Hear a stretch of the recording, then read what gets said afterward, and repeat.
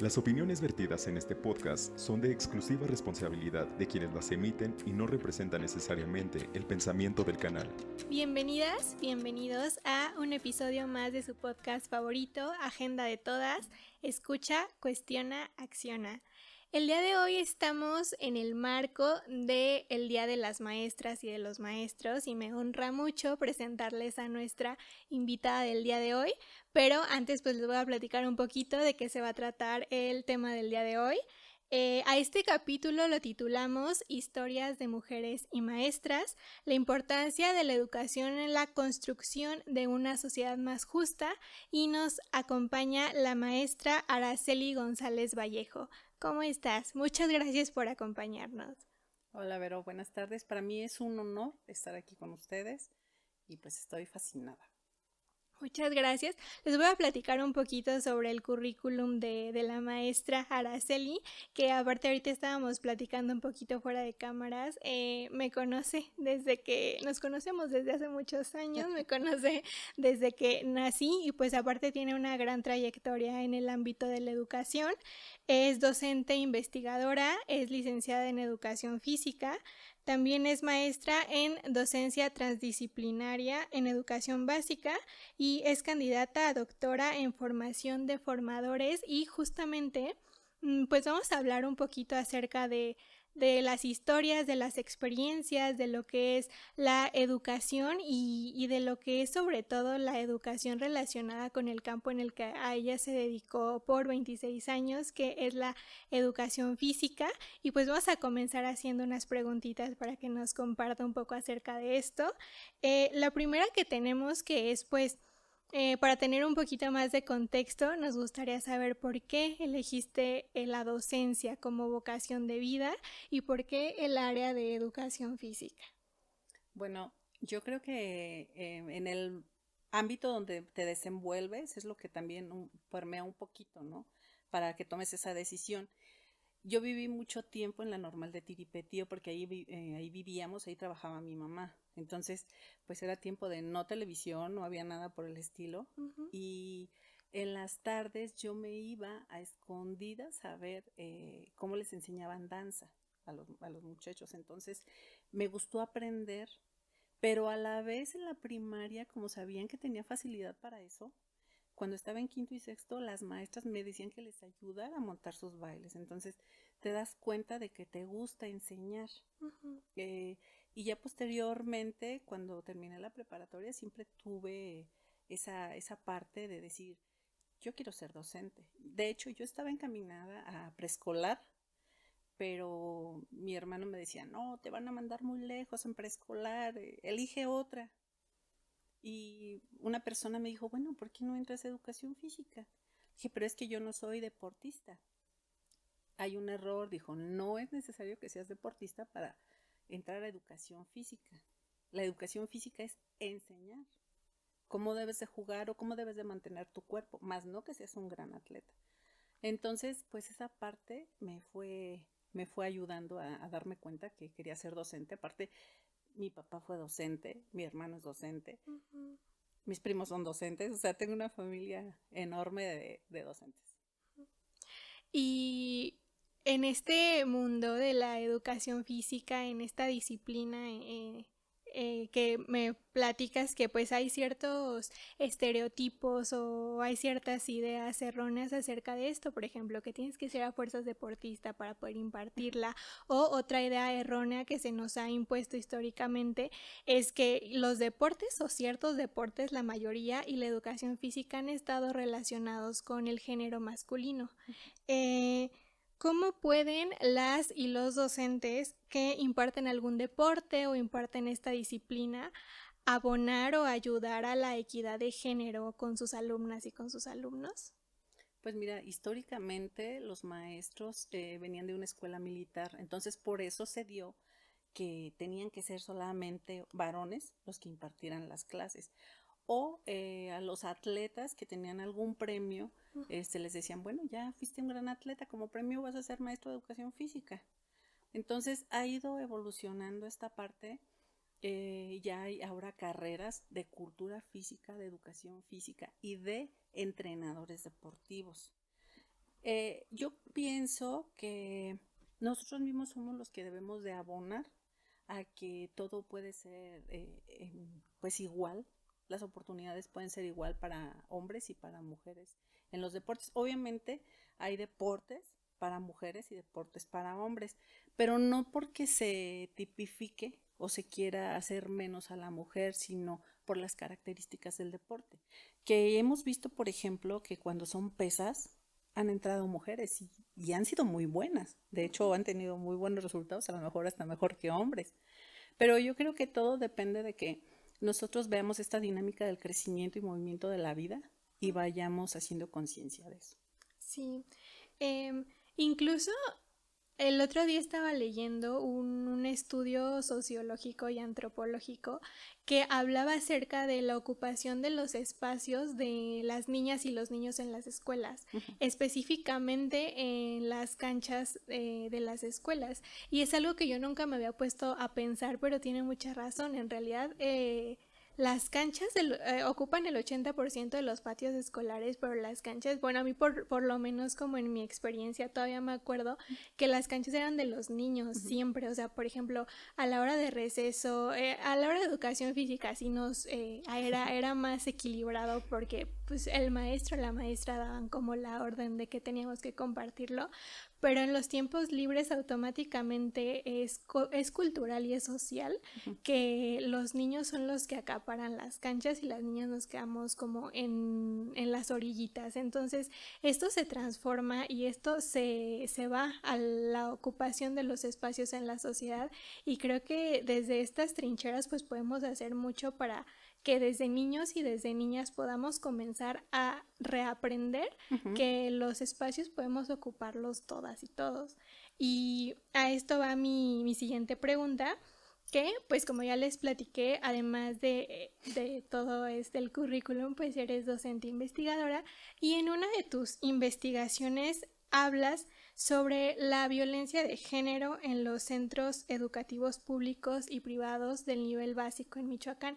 ¿Nos podrías hablar un poquito sobre esta investigación? Sí, claro. Ahorita en el área en que yo trabajo es de investigación educativa.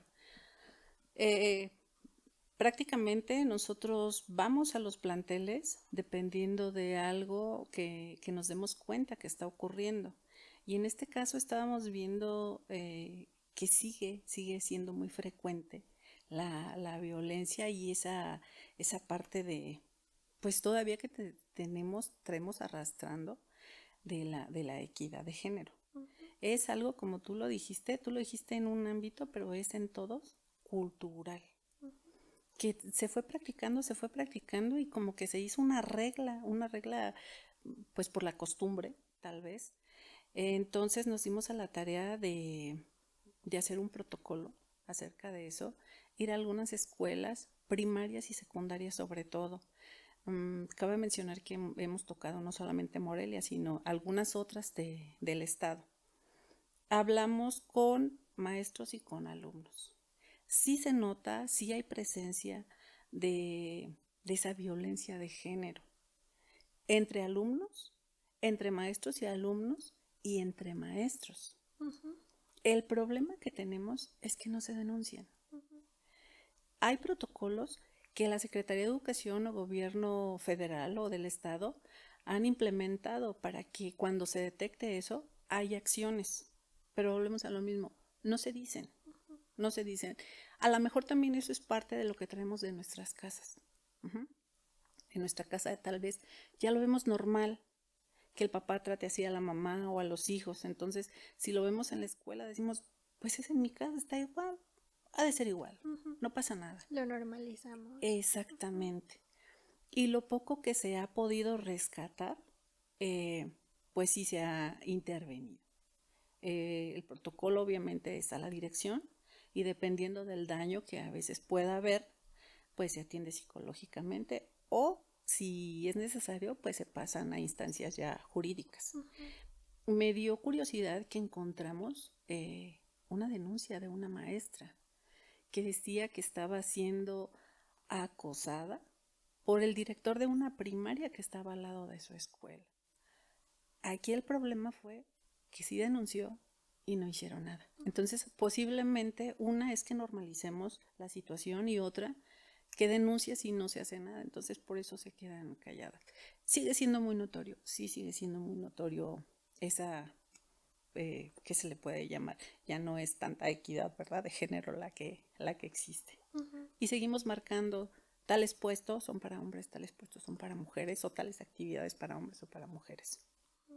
Lastimamos a veces como maestros a los alumnos, por ejemplo, cuando algún niño es sensible, lo tratamos de eres mariquita o eres mujer y todo eso. Entonces, yo creo que también aquí el papel del docente tiene que ser pues mucho mejor, de más conciencia, de más empatía. Creo que es algo que a lo mejor las nuevas generaciones no están visualizando, esa parte del ser humano. Yo creo que si somos buenos como seres humanos, como docentes, vamos a ser mejor. Visualizar que el docente no solamente va a ser el que transmite los conocimientos, sino que te tienes que ocupar de tu alumno. ¿Qué es lo que está pasando con los alumnos? Si nos detenemos un poquito a eso, pudiéramos ayudarlo en esas situaciones. Sí, y justo como lo estás diciendo, la violencia es un problema estructural. La violencia de género es un problema sistémico y es un problema estructural. Entonces, no es que solamente, por ejemplo, las niñas y los niños vivan violencia en su casa, o sea, también van a la escuela y siguen viviendo violencia entre ellos, como lo dices, entre los maestros y ellos, pero también entre los mismos docentes, que sigue permeando y se sigue perpetuando la violencia de género. A veces a mí, por ejemplo, me toca convivir pues con maestros y maestros sobre todo, pero también maestras que pues ya son como de generaciones más grandes, y a veces una justamente habla sobre violencia de género, sobre feminismo, sobre estos temas, y te, o sea, como que te dan el avión, como que dicen, ay, esos son problemas de las nuevas generaciones, eso antes no pasaba. Entonces lo minimizan de tal manera en que pues lo siguen invisibilizando, y si se invisibiliza pues no se puede hacer nada al respecto, porque se siguen viendo como problemas menores que realmente siempre han estado ahí, y puede ser que siempre se hayan nombrado, pero ahora como se nombran más, pues incluso genera incomodidad y genera molestia. Entonces, pues sí creo que es nuestra responsabilidad, y es responsabilidad también de las otras generaciones, pues de construirse y comenzar a hacer algo al respecto, porque pues las generaciones nuevas están en nuestras manos, y creo que podemos hacer mucho para que pues dejen de ser violentadas, o se erradique un poco todo esto. Y yo creo que si hiciéramos un trabajo más completo, juntos, escuela, los docentes y padres de familia, yo creo que evitaríamos muchas situaciones negativas. Si nosotros nos diéramos a la tarea de ocuparnos de esa parte del alumno, que sí es nuestra responsabilidad, no como lo dicen algunos despectivamente, somos una guardería. No, no somos una guardería, pero estamos construyendo y formando seres humanos. Entonces no podemos echarlos a la calle, no podemos hacerlos a un lado, no podemos ser invisibles o hacerlos invisibles a ellos. Si trabajáramos en conjunto, como lo hacíamos tal vez un poquito antes, yo creo que evitaríamos muchas situaciones sociales negativas, porque terminan saliéndose de la escuela, haciendo cosas pues que no están correctas. Yo creo que estaríamos a tiempo. Y por ejemplo, ahorita hablando sobre estos temas en el ámbito de la educación, de la educación física, que has estado o estuviste muchos años en, ¿alguna vez te tocó vivir algún tipo de violencia, algún tipo de comentario por ser mujer por parte de los hombres de tus compañeros que estaban en este mismo ámbito o en esta misma disciplina? No, la verdad no. Ni cuando era estudiante, ni ya dando clase, nunca hicimos esa diferencia de tú no deberías de estar aquí por ser mujer, ni nada. Porque precisamente ya cuando entramos a la escuela, empezamos a visualizar que no es necesario ser un gran deportista para ser un maestro de educación física. O sea, tenemos otras características. ¿Sí necesitamos saber los deportes? Claro que sí, porque es lo que les vas a enseñar a los chicos, pero tampoco los vas a hacer unos atletas. Más bien, es encaminar la educación física para que ellos sepan cuidar su cuerpo. Ujú. De muchas cosas, tanto mental como de salud, como de higiene, o sea, ampliamente. Pues a lo mejor va a estar mal que lo diga, pero a mí me gustó mucho dar educación física en la secundaria. Duré muchos años y afortunadamente tuve muchos de mis alumnos, hombres y mujeres, que se acercaban conmigo porque ya no te ven nada más como el maestro. Ujú. Entonces eres la confianza y ahí te vuelves cómplice, eres la mamá, eres la confidente y demás. Y me decía un director que tuve, necesitas mandarlos a trabajo social. No, si te están teniendo confianza a ti, Ujú. tú debes de apoyarlos. Y es a lo que me refería hace rato. Si nosotros los apoyáramos en muchos sentidos a los alumnos, estaríamos previniendo muchas situaciones. Ujú. Sí, y justamente creo que las funciones también son muy importantes dentro de las escuelas. Por ejemplo, este equipo, por ejemplo, en docentes, trabajo social, directivos. Ujú. Y si a esto se le pudiera unar la familia, creo que de verdad sí podríamos construir una sociedad mucho más justa y mucho más equitativa, porque pues sí es responsabilidad de todas y de todos formar a estas personas que están en crecimiento y que están descubriendo como su lugar en el mundo. Y pues ya casi para terminar, me gustaría preguntarte qué mensaje te gustaría transmitir a las mujeres y a las niñas que se interesan por la educación física, por la docencia y por la investigación. Pues mira, yo les diría que es un tema muy apasionado. Ser docente es estar con tus alumnos y te alimentan el alma, te alimentan el espíritu. Obviamente cuando lo haces de vocación. Uh-huh. Que luchen por sus sueños.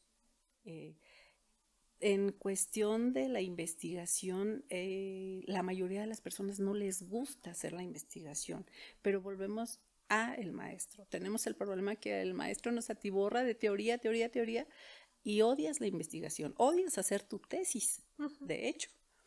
Pero ya cuando empiezas a hacerlo, a vivirlo, y tienes muchas incógnitas y quieres investigar y quieres saber esto, quieres saber aquello, ¿por qué? Porque le quieres dar solución a algo o apoyar, abonar con un poco de conocimiento, porque parte de la investigación es ayudar a que el ser humano cree su propio conocimiento. Entonces, yo les diría que sigan adelante, que no importa que les pongan una piedra o una roca, que tienen que seguir adelante y luchar por su sueño, que sí se puede, tanto en educación física como investigador o donde ellas lo quieran, siempre y cuando lo hagan siempre, siempre de corazón.